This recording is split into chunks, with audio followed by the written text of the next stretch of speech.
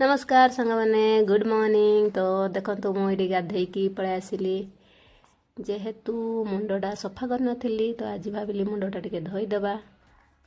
तो सी ये मोबाइल कौन ऑर्डर करुले के जानी तो मुझे कहली हाई कर दियो तो से हाई कर दौरान।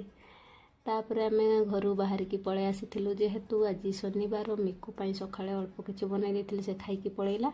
तो आज टिफिन से किसी नबार ना से टिके ही करी से खाई गला। आम खाई नथिलु जेहेतु सार कहले ये नास्ता करवा तापर जीवा। तो ये भल बनाती बोली से कहती जब भी आम एपटे आसू से ये ही खाती।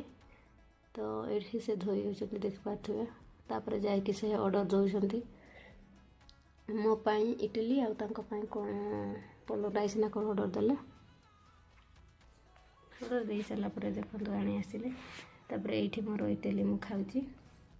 तापर सेपटे पलो खाऊँ फेवरेट है पलो राइस दही सहित।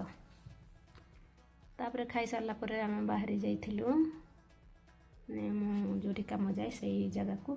तो देखो आज खरा केते जोरे हो बापरे ने वर्ष बेंगलोर बोधे आ खरा ना कौन खरा कौच वर्षा हम ना बोधे जहाँ टिके होता किसी दिन आगु तापर आ वर्षा ही होनी। पहुँचिकी आसिकी देखला बेलू ये पूरा भिड़ लगी जाइए एंट्री जेहेतु ये सब जेन्स गुड़ा ही थे। तो मु कहली एका केते छिड़ाबी मत टे वेट कर तापर तुम जीव कहली जेहेतु मुझे भीतर को जीवी से भीतर को जीवे एलाउ करें कहीं मो काम अच्छे काम ना।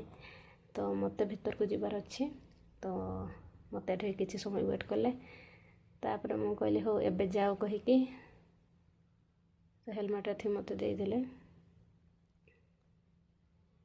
तो मु पचारि कौटी थी ना से कहले डिकेथलॉन जो स्पॉट जिनस सब मिले मुझे थी आउ कम सारे मत कॉल कर आसबि बोली कहले।